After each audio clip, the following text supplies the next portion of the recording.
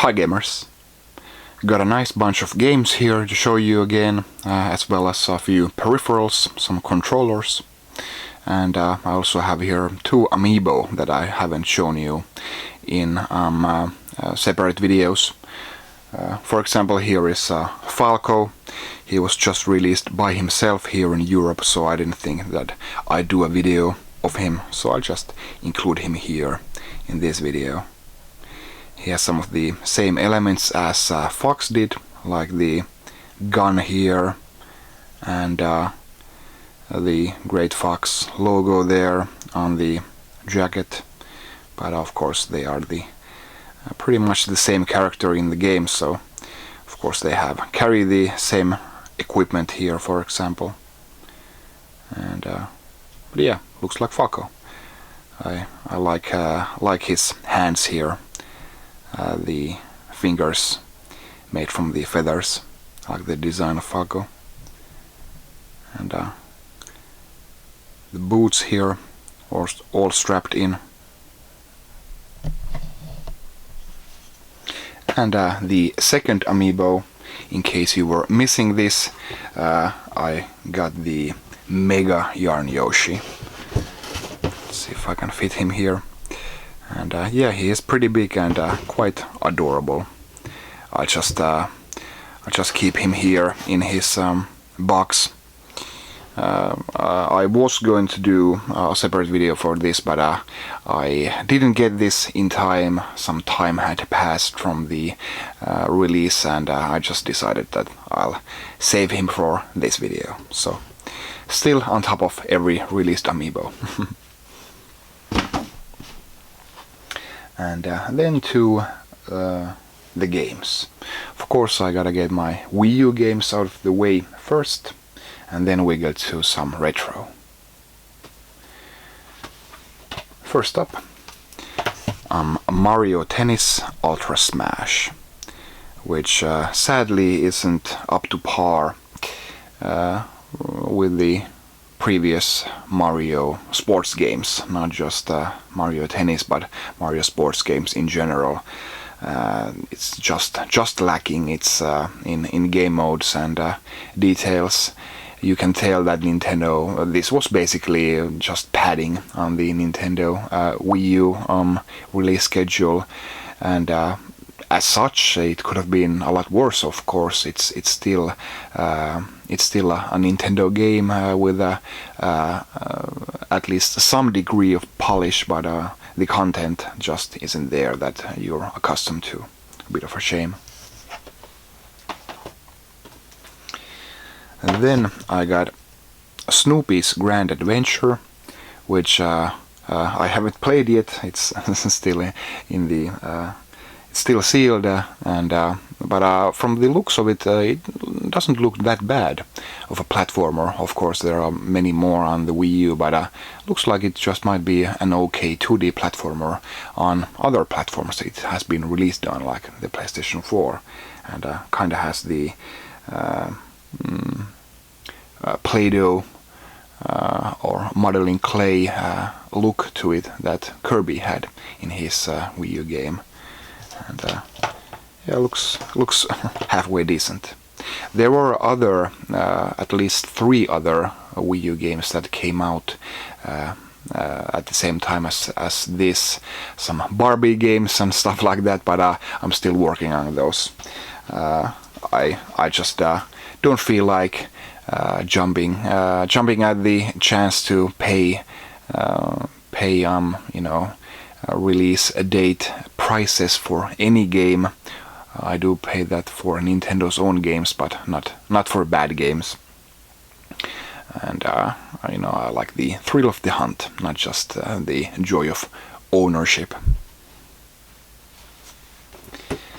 Next up, I got Animal Crossing Amiibo Festival, which I have to say is a bit like Mario Tennis Ultra Smash, in the respect that this could have been a lot bigger, better, well, altogether a different game. People were drooling over the aspect of having a a real Animal Crossing game on the Wii U, and this does look great. You know, the aesthetics are there, but it just isn't what people wanted. You know, a poor Mario Party clone. But yeah, I'm still happy that the Animal Crossing amiibo are quality products. But yeah, I guess I'll just keep this game sealed and not gonna play it all that much. There are plenty of better games to play.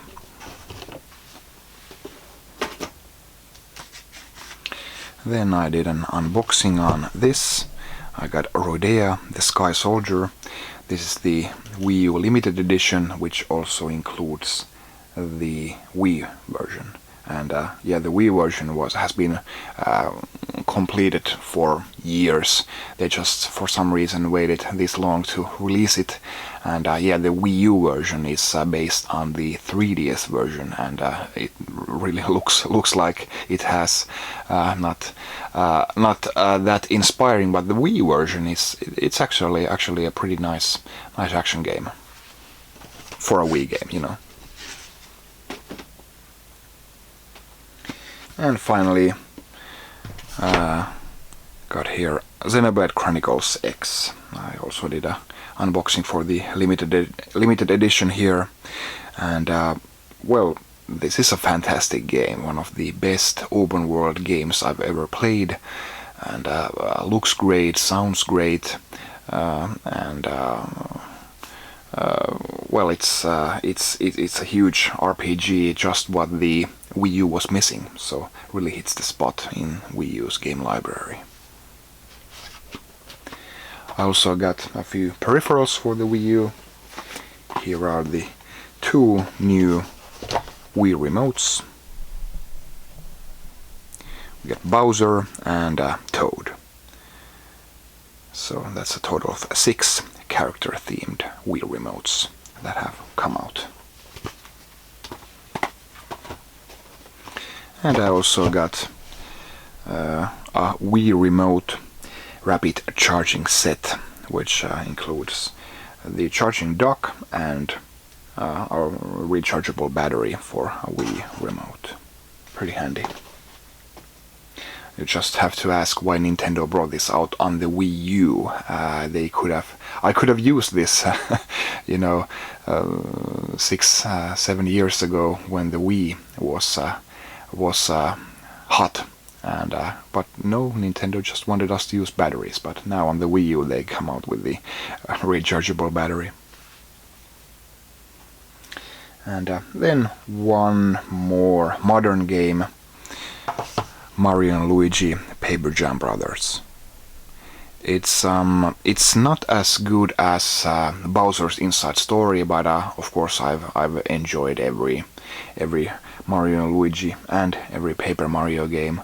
They're not all equally classy, but every game in these series are quite enjoyable, and I just love the writing on them, so tongue-in-cheek.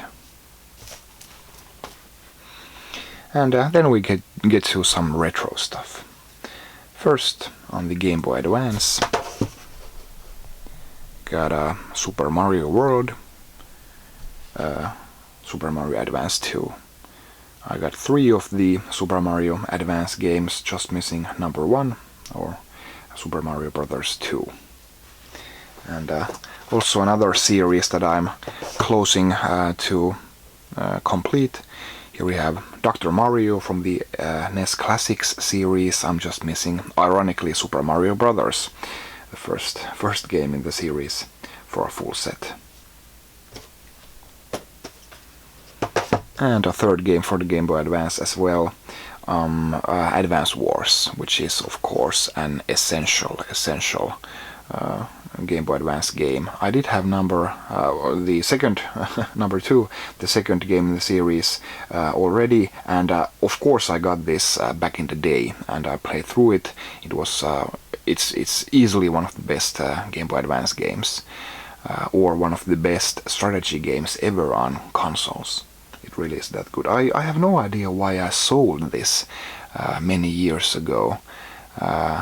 I guess I just wasn't that much of a collector back then, but just happy to add it back to my collection after all these years. Really great game. Then it's been a bit of a long time, but I got a few Dreamcast games as well. We have Daytona USA 2001, great arcade racer. As is this Metropolis Street Racer. And also got Echo the Dolphin, Defender of the Future. And then we get to Wii Games, Metroid Prime Trilogy, Collector's Edition. I already had this as a European copy, but this is the US version. It's a bit of a long story how I got this, but it was it was free, and I was happy to add it to my collection, of course. And then a game that I was looking for a little while. Well, after ever since that this was released, I've been looking for it. This is one of the games that was never released in Europe, just in the US and Japan. Kirby's Dream Collection, Special Edition. And a collection of how many Kirby games we have here? So six Kirby games, and also includes a soundtrack CD and a collectible book. A really nice set of Kirby. And finally 2 games for the NES.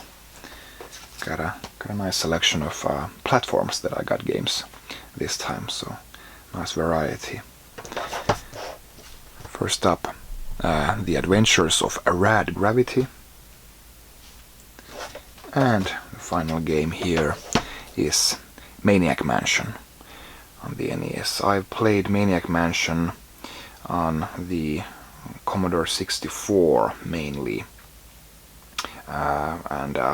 It's well, Maniac Mansion 2 Day of the Tentacle is one of my it's probably my favorite point and click adventure game. There's nothing wrong with Maniac Mansion 1, of course. It's a classic game, but Maniac Mansion 2 is it's such a classic, one of the funniest games ever. And but of course everything started here on Maniac Mansion. Really nice twisted sense of humor here, and really like the atmosphere of the game. And that's it for this time for my newest purchases. Thanks for watching. I'll see you next time. Bye.